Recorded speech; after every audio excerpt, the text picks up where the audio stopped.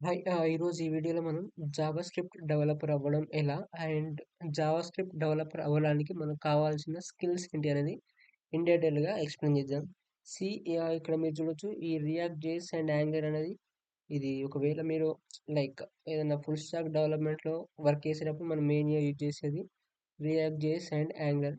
But మీరు just నార్మల్‌గా only front end developer like JavaScript developer అవ్వాలనుకుంటే మీకు just HTML, CSS and JavaScript సరిపోతది.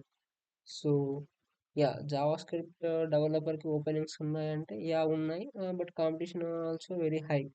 అంటే మీరు స్కిల్స్ అనేది గట్టిగా స్ట్రాంగ్ స్కిల్స్ ఉన్నట్లయితేనే హైర్ చేసుకోవడానికి ఛాన్స్ ఉంటుంది. అండ్ ఫ్రెషర్ సాలరీ వచ్చేసి నార్మల్‌గా 3-4.5 ఉంటుంది జావాస్క్రిప్ట్ డెవలపర్‌కి. So, yeah! జావాస్క్రిప్ట్ డెవలపర్ అవ్వడానికి మనం చెప్పినట్టు హెచ్‌టీఎంఎల్, సీఎస్ఎస్, జావాస్క్రిప్ట్ తెలిసుండాలి.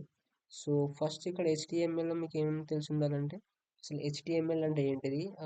History of HTML and HTML ఎందుకు యూజ్ చేస్తాం? ట్యాగ్స్, ఎలిమెంట్స్, అట్రిబ్యూట్స్ అంటే ఏంటి తెలిసుండాలి. లైక్ ఇన్‌లైన్, బ్లాక్ అంటే తెలిసుండాలి. హెడ్డింగ్స్, పారాగ్రాఫ్స్, టేబుల్స్ ఎలా చేస్తాం తెలిసుండాలి. లిస్టుల టైప్స్ తెలిసుండాలి. లైక్ ట్యాగ్స్, ఇమేజ్ అట్రిబ్యూట్స్ తెలిసుండాలి. అండ్ నెక్స్ట్ ఫార్మ్స్ ఇది మెయిన్. ఎందుకంటే మనం ఏదైనా ప్రాజెక్ట్‌లో వర్క్ చేసేటప్పుడు మనం మెయిన్‌గా ఫార్మ్స్‌తోనే డీల్ చేస్తాం కాబట్టి మీకు ఫార్మ్స్ గురించి తెలిసుండాలి. Like how to create a forms and forms attributes ఏంటివి? లైక్ సబ్మిట్ చేసినప్పుడు ఆ ఫార్మ్ ఎక్కడికి పోవాలని ఒక యాక్షన్ ఇవ్వాలి. యూఆర్ఎల్ ఇవ్వాలి. సో, డ్రాప్ డౌన్ ఎలా చేస్తాం? టెక్స్ట్ ఏరియాస్ అంటే ఒక లాంగ్ టెక్స్ట్ రాయడానికి సపోజ్ మీరు ఒక చిన్న paragraph రాయాలనుకుంటున్నారు.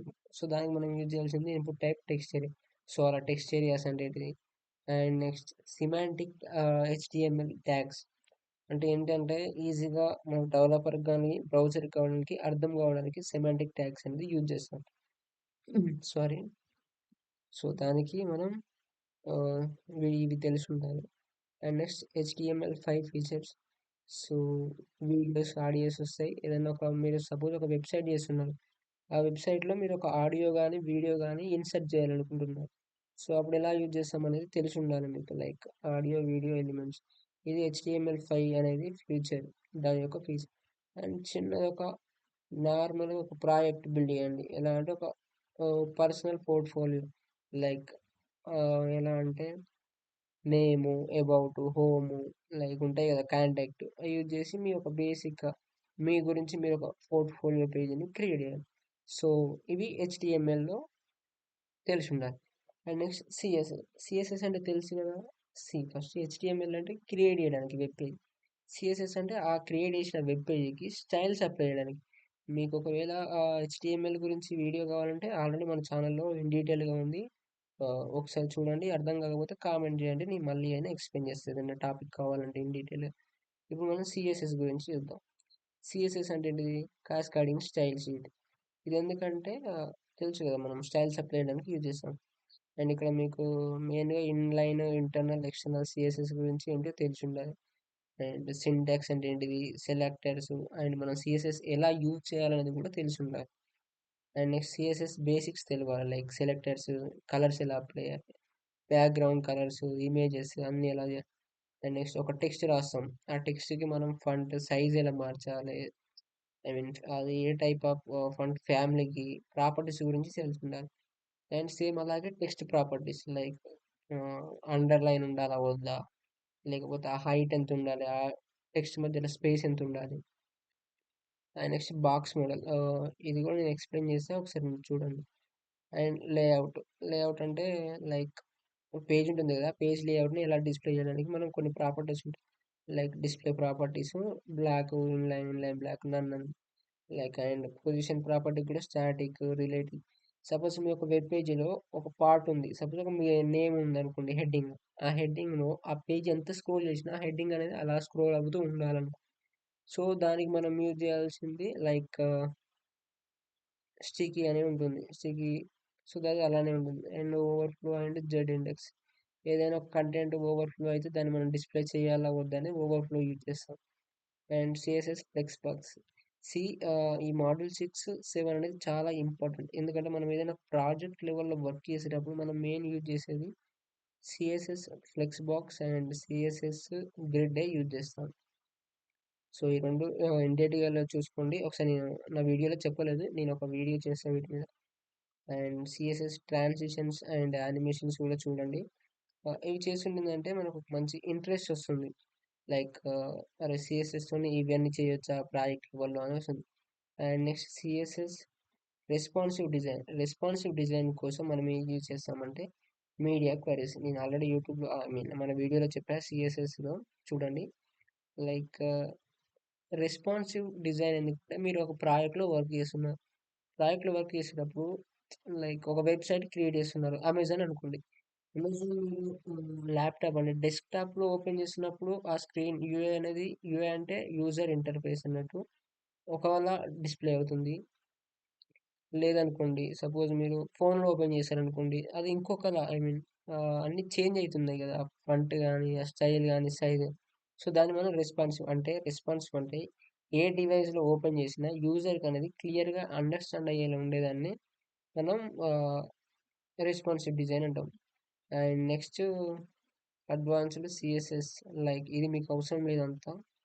And project CSS styling. ఇప్పుడు మీరు ఇంతసేపు హెచ్‌టీఎంఎల్ యూజ్ చేసి ఒక పోర్ట్‌ఫోలియో క్రియేట్ చేశారు కదా! ఆ పోర్ట్‌ఫోలియోకి ఈ సీఎస్ఎస్ అనేది యాడ్ చేసి దాన్ని చాలా బ్యూటిఫుల్‌గా చేయొచ్చు. లైక్ ఒక ప్రాజెక్ట్ లెవెల్‌లో కూడా మీరు చేయొచ్చు. ఒక స్టాటిక్ డైనమిక్ కాదు బట్ స్టాటిక్‌గా. And next JavaScript. ఇప్పుడు మీరు జావా స్క్రిప్ట్ అనేది మీరేదన్నా ఇంటర్వ్యూస్ అటెండ్ అయినప్పుడు మిమ్మల్ని హెచ్‌టీఎంఎల్, సీఎస్ఎస్ మీద మాక్సిమం అడిగితే ఒక 10-15 క్వెషన్స్ బేసిక్ క్వెషన్స్ అడగొచ్చు. బట్ మీరేదైనా ఫ్రంట్ ఎండ్ డెవలపర్ అది ఫుల్ స్టాక్ అయినా పర్లేదు. లైక్ రియాక్ట్, యాంగులర్ అయినా మిమ్మల్ని మెయిన్‌గా అడిగేది జావా స్క్రిప్ట్. ఎందుకంటే జావా స్క్రిప్ట్ అనేది ఫ్రంట్ ఎండ్‌లో చాలా ఇంపార్టెంట్.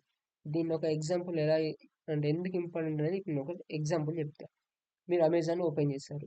ఒక ఐటెమ్‌ని లైక్ పర్చేజ్ చేయాలనుకుంటున్నారు. సపోజ్ ఒక క్లాత్ ఉంది. ఆ క్లాత్ మీద మీకు క్వాంటిటీ ఒక 5 క్వాంటిటీ కావాలనుకుంటున్నారు. ఇప్పుడు మీరక్కడ క్వాంటిటీ +1 -1 అంటుంది గదా!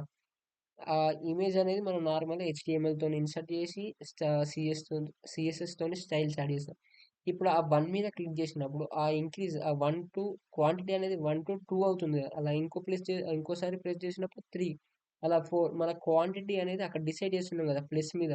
సో, అలా క్లిక్ చేసినప్పుడు ఆ క్వాంటిటీ అనేది ఇంక్రీజ్ కావడానికి మనం యూజ్ చేసేది జావాస్క్రిప్ట్. అంటే ఒక వెబ్ పేజీని డైనమిక్ అంటే మన యూజర్ ఎలా యూజ్ చేస్తే అలా వెబ్ పేజ్ అనేది అలా వర్క్ అవ్వాలి. ఇప్పుడు నార్మల్‌గా మీరు హెచ్‌టీఎంఎల్, సీఎస్ఎస్‌తోని చేస్తే అది స్టాటిక్. మీరు దాన్ని టచ్ చేసినప్పుడు లేకపోతే హోవర్ అంటే దాని మీద మౌస్ కీ పెట్టినప్పుడు, క్లిక్ చేసినప్పుడు ఏం జరగవు. జావాస్క్రిప్ట్ మాత్రం దాని మీద క్లిక్ చేసినప్పుడు ఈ యాక్షన్ జరగాలి. లేదు ఈ పేజ్ మీదకి పోవాలన్నప్పుడు క్లిక్ చేస్తే ఇంకో పేజ్. అలాంటి వాటికి మాత్రమే ఈ జావాస్క్రిప్ట్. సో, ఇక్కడ ఒకసారి మనం complete beginner to advanced JavaScript యొక్క సిలబస్ చూద్దాం. Introduction to JavaScript. మీకు అసలు జావాస్క్రిప్ట్ అంటే ఏంటిది? ఆ హిస్టరీ ఏంటిది? ఎవాల్యుయేషన్ ఎక్స్‌మాస్క్రిప్ట్ అంటే 2015లో కొన్ని మేజర్ అప్‌డేట్స్ తీసుకొచ్చారు జావాస్క్రిప్ట్. అవి మీకు తెలవాలి. అండ్ జావాస్క్రిప్ట్ వెబ్ డెవలప్‌మెంట్‌లో ఎందుకు ఇంత ఇంపార్టెంట్ అనేది కూడా మీకు తెలిసుండాలి. And next first script hello. So, నేను ఒక వీడియో సిరీస్ చేస్తా జావాస్క్రిప్ట్ మీద. ఒకవేళ మీకు కావాలి అనుకుంటే నాకు కామెంట్‌లో చెప్పండి. నేను ఖచ్చితంగా జావాస్క్రిప్ట్ మీద ఇన్ డీటెయిల్‌గా ఒక సిరీస్ చేస్తా. ఓ 20 డేస్ అలా. అండ్ మీకు బేసిక్స్ వేరియబుల్స్ అంటే ఏంటి? వేరియబుల్స్ టైప్స్ ఉంటాయి. వార్, లెట్, కాన్స్ట్ అవి తెలిసుండాలి. ఇవి బేసిక్స్ అన్నట్టు జస్ట్. వేరియబుల్స్ అంటే ఏంటి? డేటా టైప్స్ అంటే ఏంటి? ఆపరేటర్స్, కామెంట్స్ ఎలా అప్లై చేయాలి? అండ్ నెక్స్ట్ కంట్రోల్ ఫ్లో తెలుసు మీకు. ఇఫ్ ఎల్స్ లేకపోతే if and switch case. And మీకు లూప్స్ కూడా తెలిసుండాలి. For loop, while loop, do while and break and continue నార్మల్‌గా ఉంటాయి. అండ్ ఫంక్షన్స్ తెలిసుండాలి. ఫంక్షన్ టైప్స్ ఏంటిది? స్కోప్స్ ఏంటిది? పారామీటర్స్ ఏంటిది? రెస్ట్ అండ్ స్ప్రెడ్ ఆపరేటర్స్ అంటే ఏంటి? చూడండి. అండ్ నెక్స్ట్ ఇక్కడ మనకు అర్రేస్ అండ్ ఆబ్జెక్ట్స్ ఇవి main important. Arrays and objects like properties అంటే ఏంటి? మెథడ్స్ అంటే ఏంటిది? డీస్ట్రక్చరింగ్ అంటే ఏంటిది? అండ్ డీస్ట్రక్చరింగ్‌కి, స్ప్రెడ్‌కి డిఫరెన్స్ ఏంటిది? ఇవి తెలిసుండాలి. And I mean arrays, objects యొక్క మెథడ్స్ తెలిసుండాలి. అండ్ స్ట్రింగ్స్ యొక్క మెథడ్స్ కూడా తెలిసుండాలి. Dam manipulation. సి మీ ఏదైనా ఫ్రంట్ ఎండ్ ఇంటర్వ్యూలో ఈ డామ్ ఉంది కదా! ఈ డామ్ మీద క్వెషన్స్ లేకుండా ఇంటర్వ్యూ అనేది కండక్ట్ చెయ్యరు. ఎందుకంటే డామ్ అనేది అంత ఇంపార్టెంట్. డామ్ అంటే డాక్యుమెంట్ ఆబ్జెక్ట్ మోడల్. ఇది నేను క్లియర్‌గా వీడియో చేస్తా. మీరు డోంట్ వరీ. బట్ మీకు తెలిసుండాలి డామ్ అనేది మెయిన్ ఇంపార్టెంట్. ఈ డామ్ యూజ్ చేసి ఏం చేస్తామంటే ఎలా మనం సీఎస్ఎస్‌తో హెచ్‌టీఎంఎల్, సీఎస్ఎస్‌తో చేసిన కంటెంట్‌ని సెలెక్ట్ చేసుకోవచ్చు. లైక్ డిలీట్ చేయొచ్చు. ఇంకా యాడ్ చేయొచ్చు. మోడిఫై అదే అంటారు. అండ్ నెక్స్ట్ వాటికి ఆల్రెడీ ఉన్నదాన్ని కొంచెం అపెండ్ చేయొచ్చు. And on click, add events అదే చెప్పాను కదా! ఇట్లా క్లిక్ చేసినప్పుడు ఆ కౌంట్ అనేది ఇంక్రీజ్ అయ్యి నా క్వాంటిటీ అనేది సో, దానికి మనం యూజ్ చేయాల్సింది ఆన్ క్లిక్. ఇవంతా డామ్ మానిప్యులేషన్‌లో వస్తుంది. ఈవెంట్స్ అంటే ఇవే క్లిక్ చేసినప్పుడు. క్లిక్ అనేది ఉంది కదా! అంటే క్లిక్ 2 టైమ్స్ క్లిక్ చేసినప్పుడు ఆన్ డబుల్ క్లిక్. లేదు మౌస్ హోవర్ చేసినప్పుడు అలా మౌస్ అవన్నీ ఉంటాయి. అండ్ ఇది ఇంటర్వ్యూలో చాలా important. Event bubbling and capturing and preventing default okay. ESX features చెప్పా కదా! ఈఎస్ఎక్స్ అంటే ఎక్మా స్క్రిప్ట్ ఫీచర్స్. ఇక్కడ ఏమేమి యాడ్ చేయాలంటే లెఫ్ట్ అండ్ కాన్స్టెంట్ ఈ వేరియబుల్స్, టెంప్లెట్ డీటెయిల్స్ అంటే స్ట్రింగ్ ఇంటర్పోలేషన్ కోసం, డీస్ట్రక్చరింగ్, మాడ్యూల్స్ ఇది కూడా అడుగుతారు. మాడ్యూల్స్‌కి ఇంపోర్ట్‌కి, ఈక్వైరీకి డిఫరెన్స్ ఉంది. హూప్స్ అంత అవసరం లేదు. బట్ మీకు ఒక ఐడియా ఉండాలి. And next main important asynchronous. Asynchronous ఏంటంటే సింక్రోనస్ అంటే code line by line execute అవుతుంది. సి ఇప్పుడు 5 లైన్స్ ఉన్నాయి. నాకు థర్డ్ లైన్ దగ్గర ఒక ఎర్రర్ ఉంది. ఆ ఎర్రర్ ఉందంటే ఫోర్త్, ఫిఫ్త్ లైన్ అనేది ఎగ్జిక్యూట్ అవ్వదు. అది సింక్రనస్. అసింక్రనస్ అంటే థర్డ్‌కి, ఫిఫ్త్‌కి అసలు ఏం సంబంధం ఉండదు. థర్డ్ ఫెయిల్ అయినా, పాస్ అయినా ఫిఫ్త్ లైన్ అనేది కరెక్ట్ ఉంటే అది ఎగ్జిక్యూట్ అయితది. సో, అది asynchronous. The difference is synchronous అంటే లైన్ బై లైన్. అసింక్రోనస్ అంటే అలా ఏమి ఉండదు. అండ్ ఎర్రర్ హ్యాండ్లింగ్ అంటే ట్రై క్యాచ్. మీరు ఇది కూడా చాలా ఇంపార్టెంట్. ఎర్రర్ హ్యాండ్లింగ్ ఏదైనా ప్రాజెక్ట్ చేసేటప్పుడు మీరు మస్ట్ అండ్ షుడ్ ఇది యూజ్ చేయాల్సిందే. Try and catch finally. లేదు ఒక లైక్ ఏమంటారంటే మీరు స్పెసిఫిక్‌గా మీరు ఒక రైడ్ చేయాలనుకుంటున్నారనుకోండి. యూజర్ స్పెసిఫిక్ దానికి త్రో యూజ్ చేస్తాం. డెవ్ టూల్స్ కూడా మీరు ఇవన్నీ ఇప్పుడు ఎక్కడి నుంచి అంటే ఈ మాడ్యూల్ 7 ఉంది కదా! డామ్ మానిప్యులేషన్ ఇవన్నీ ప్రాజెక్ట్ లెవెల్‌లో ఇంప్లిమెంట్ చేసేవి. అంటే అవి చేస్తారు. ఇవి మెయిన్‌గా మీకు తెలిసుండాలి. ఇక్కడ డెవ్ టూల్స్ అంటే కన్సోల్‌లో చూడొచ్చు మనం. And advanced Java script concept. ఇక్కడ ఈవెంట్లు, కాల్ స్టాక్, ప్రోటోటైప్ అంటే ఏంటిది? ప్రోటోటైప్ ఇన్హెరిటెన్స్ ఇవి తెలుసు.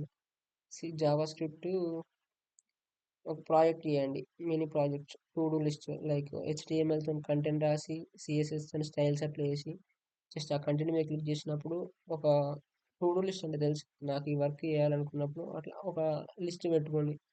సో, మీకు ఒకవేళ టు డూ లిస్ట్ మీద ప్రాజెక్ట్ కావాలంటే ఆహ్, కామెంట్ చేయండి. నేనైనా ఎక్స్‌ప్లెయిన్ చేస్తా ఇన్ డీటెయిల్‌గా. ఎందుకంటే మీరేదన్నా లైక్ ఇంటర్వ్యూకి వెళ్ళినప్పుడు mostly they may ask about can you right the code for to do list application అని అడుగుతారు. సో, మీకు బేసిక్‌గా తెలిసినా మీరు ఈజీగా రాయొచ్చు. అండ్ ఇది జావాస్క్రిప్ట్ డెవలపర్ అవ్వడానికి. అండ్ నెక్స్ట్ ఇక్కడ సిలబస్ అనేది కంప్లీట్‌గా ఉన్నది. రియాక్ట్ జేఎస్ అండ్ యాంగులర్ కూడా. బట్ మీకు జావాస్క్రిప్ట్ డెవలపర్ వరకు ఇవి మాత్రం తెలిసుంటే సరిపోతది. And sorry. మీకేదైనా అర్థం కాకపోయినా, లేకపోతే ఏదైనా ఒక టాపిక్ మీకేమైనా మీన్ ఇంపార్టెంట్ అనిపించినా నాకొకసారి కామెంట్‌లో చెప్పండి. నేను క్లియర్‌గా ఎక్స్‌ప్లెయిన్ చేస్తా. And thank you for watching. Have a nice day.